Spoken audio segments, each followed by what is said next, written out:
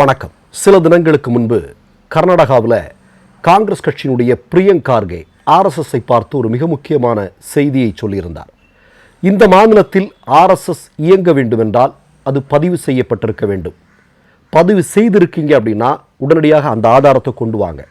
இல்லாமல் இருந்தால் ஏன் பதிவு செய்யலை அப்படிங்கிற காரணத்தை சொல்லுங்கள் இப்படின்னு ஒரு மிக முக்கியமான ஒரு கிடுக்கு பிடியை பிடிச்சிருந்தார். இப்போது இன்னொரு செய்தி வந்திருக்கிறது. ஆர்எஸ்எஸ் அமைப்பை சார்ந்தவர்கள், ஆர்எஸ்எஸ்ஸிற்கு நெருக்கமானவர்கள் அயோத்தியில் ராமர் கோயிலில் ஏறத்தாழ 200 கோடி ரூபாய்க்கும் அதிகமாக இந்து சகோதரர்கள் அந்த கோயிலுக்கு கொடுத்த நன்கொடைகளை சுருட்டி இருக்கிறார்கள், கொள்ளையடித்திருக்கிறார்கள் என்கிற செய்தி வெளியாகி இருக்கிறது. நல்லா கேட்டுங்க. 1992 டிசம்பர் 6 யாருமே மறக்க மாட்டார்கள் இல்லையா?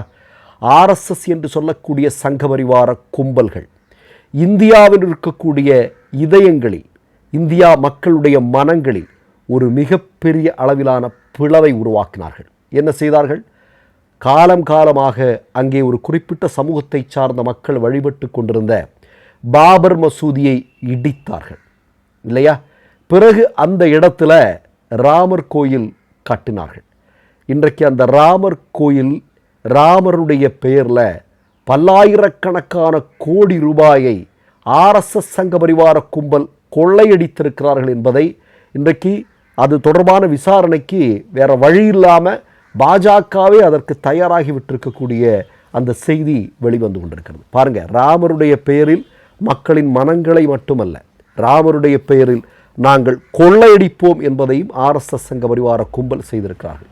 உங்களுக்கெல்லாம் நல்லா ஞாபகம் இருக்கும், அந்த காலத்தில் அந்த பாபர் மசூதி இருந்த இடத்துல ராமர் கோயில் கட்டுவதற்கு ஆர்எஸ்எஸ் சங்க பரிவாரங்கள் அவர்களுடைய ஆதரவாளர்கள் எல்லாம் இந்தியாவுடைய பல்வேறு பகுதியிலிருந்து செங்கல் கட்டிகளை அனுப்பின நிகழ்வெல்லாம் நீங்கள் பார்த்துருப்பீங்க. ஆனந்த் பட்வர்தனுடைய இந்த நேம் ஆஃப் காட் என்று சொல்லக்கூடிய டாக்குமெண்ட்ரியில் அதெல்லாம் பதிவாயிருக்கும்.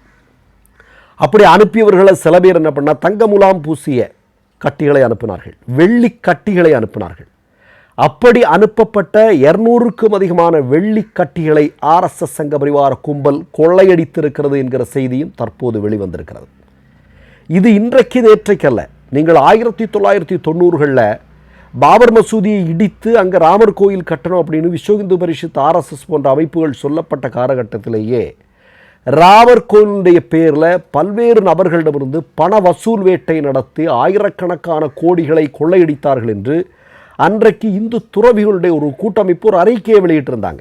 இவனுங்க கொள்ளையடிச்சிட்டு இருக்கானுங்க, ராமர் கோயில் கட்ட போகிறோங்கிற பேரில் கொள்ளையடிக்கிறானுங்க இந்தியா முழுவதும் அப்படின்னு ஒரு செய்தி அவர்கள் வெளியிட்டிருந்தார்கள். அது மட்டுமல்ல, சமீபத்தில் நீங்கள் பார்த்தீங்க அப்படின்னா நிர்மோகி அகார் என்று சொல்லக்கூடிய இந்தியாவில் இருக்கக்கூடிய இந்து கோயில்களுடைய கூட்டமைப்பு, இதனுடைய தலைவர்கள் ஒன்று சேர்ந்து ஒரு அறிவிப்பு ஒன்று வெளியிட்டிருந்தாங்க. என்ன அப்படின்னா 2017 நினைக்கிறேன், 1400 கோடி ரூபாய் இந்த கோயிலை வைத்து நிதி வசூல் செஞ்சு மோசடி செஞ்சுருக்கிறாங்க அப்படிங்கிற ஒரு மிக முக்கியமான செய்தியை வெளியிட்டிருக்கிறார்கள். இது 2017. நீங்கள் பாருங்கள், 1990களிலேயே ஆர்எஸ்எஸ்ஸின் மீது இப்படி ஒரு குற்றச்சாட்டை முன்வைக்கிறாங்க. 2017 இந்து மத துறவிகள் 1400 கோடி ரூபாய் ஆட்டையை போட்டிருக்கானுங்க அப்படின்ற ஒரு செய்தியை முன்வைக்கிறாங்க. ஆனால் இந்த நொடி வரையிலும் மோடியோ அமித்ஷாவோ இது குறித்து ஒரு சின்ன விசாரணை நடத்தணும்னு கூட ஒரு அறிக்கை வெளியிடணும். ஏங்க, 2 நாளைக்கு முன்னாடி இதே அயோத்தி ராமர் கோயிலில் வேலை செஞ்சுட்டு இருந்த ஒரு நிர்வாகி, அவனுடைய வீட்டில் சந்தேகத்தினுடைய பேரில் ஒரு மிகப்பெரிய அளவில் ரெய்டு நடக்குது. வீடையெல்லாம் சுற்றி பார்த்துருக்காங்க, எதுவும் கிடைக்கல. கடைசியில் பார்த்தா கிச்சனுக்கு வெளியே இருக்கக்கூடிய தோட்டத்தில் சாணிக்குள்ள பல லட்சம் ரூபாய் கண்டெடுக்கப்பட்டிருக்கிறது. கொஞ்சம் யோசிச்சு பாருங்கள். நீங்கள் எங்கெங்கெல்லாம் போய் திருடி எங்கெங்கெல்லாம் கொண்டு வச்சுருக்கானுங்க பாருங்கள். ஒரு சாதாரண நிர்வாகியே பல லட்சம் கோடி ரூபாய் அங்கே இந்து பக்தர்கள் போடக்கூடிய உண்டியல் பணத்தை கொள்ளையடிக்கிறான் அப்படின்னா ஆர்எஸ்எஸ் சங்க பரிவார கும்பல் எப்படிப்பட்டவர்கள் அப்படிங்கிறத நீங்கள் இங்கே பார்க்க வேண்டியது. இவனுங்க தான் நம்ம தமிழ்நாட்டில் எல்லாம் உட்கார்ந்து பல இடங்களில் சொல்கிறாங்க, இந்து அறநிலையத்துறையை அதற்கு அதை முழுமையாக மூடிடணும், இந்துக்களுடைய கையில் கொண்டு போய் கோயில் கொடுக்கணும். இவனுக்கு கையில் கோயில் சிக்கினா என்ன ஆகும் அப்படிங்கிறதுக்கு இது ஒரு மிகப்பெரிய உதாரணம். கொஞ்சம் யோசிச்சு பாருங்கள் நீங்கள். அப்போது முதலாக ஒரு இடத்தை தேர்வு செய்கிறானுங்க. எதற்காக தேர்வு செஞ்சானுங்க? இந்தியாவில் இருக்கக்கூடிய மக்கள் மத்தியில் ஒரு பிளவுவாதத்தை உருவாக்குவதற்கு, இதன் மூலம் அரசியல் அதிகாரத்திற்கு வருவது. இன்றைக்கி நீங்கள் பார்த்தீங்கன்னா அரசியல் அதிகாரத்துக்கு வந்தவர்கள் அந்த கோயிலையே கொள்ளையடிக்கிறானுங்க இந்த கொள்ளை கூட்டம். சமீபத்தில் கூட உங்களுக்கெல்லாம் செய்திகள் பல ஊடகங்களில் வந்தது. அயோத்தி ராமர் கோயிலை சுற்றி இருக்கக்கூடிய நிலங்களில் ஆர்எஸ்எஸ் சங்கபரிவார கும்பலை சார்ந்தவர்கள் மிகப்பெரிய அளவில் நில மோசடியில் ஈடுபட்டிருக்கிறார்கள் அப்படிங்கிற செய்தி கூட வெளிவந்தது. அப்போ நீங்கள் பாருங்களேன், கொஞ்சம் யோசிச்சு பாருங்களே, எப்படிப்பட்டவர்களுடைய கைகளில் நம்முடைய நாடு சிக்கி இருக்கிறது என்பதை பாருங்கள். கோயில் உண்டியலை திருடுறானுங்க, கோயில்களுக்குள்ள மலம் வீசுகிறானுங்க, கோயில்களுக்குள்ள இறைச்சி வீசுகிறானுங்க, கலவரத்தை உருவாக்குறானுங்க, கோயில்களை இடிக்கிறானுங்க. எப்படிப்பட்ட வேலைகளை எல்லாம் இவனுங்க தொடர்ந்து செஞ்சிட்ருக்கானுங்க. இவனுங்க செஞ்சுக்கிட்டு தான் இன்றைக்கி வெளியே வந்துன்னு பேசுனா யோகியனுங்க மாதிரி பேசுகிறது. அதனால தான் இதுக்கெல்லாம் ஒரு அக்கௌண்ட் வேணும் இல்லையா?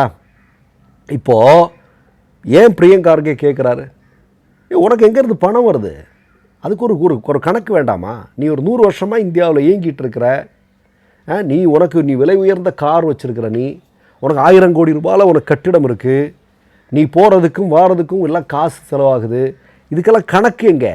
உன் அமைப்பை ஏன் ரெஜிஸ்டர் பண்ணலை? இது எப்படி இயங்குது?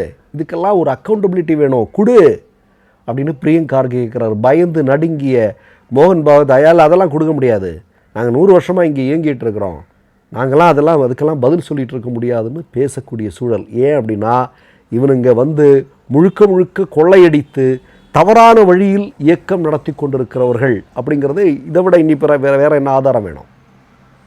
மற்றொரு நிகழ்வில் சந்திப்போம். நன்றி, வணக்கம்.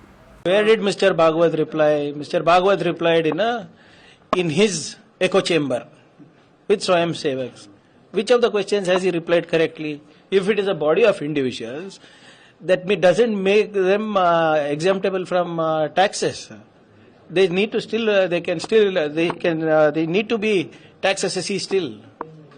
Just because Mr. Mohan Bhagwat says the rule changes, is it?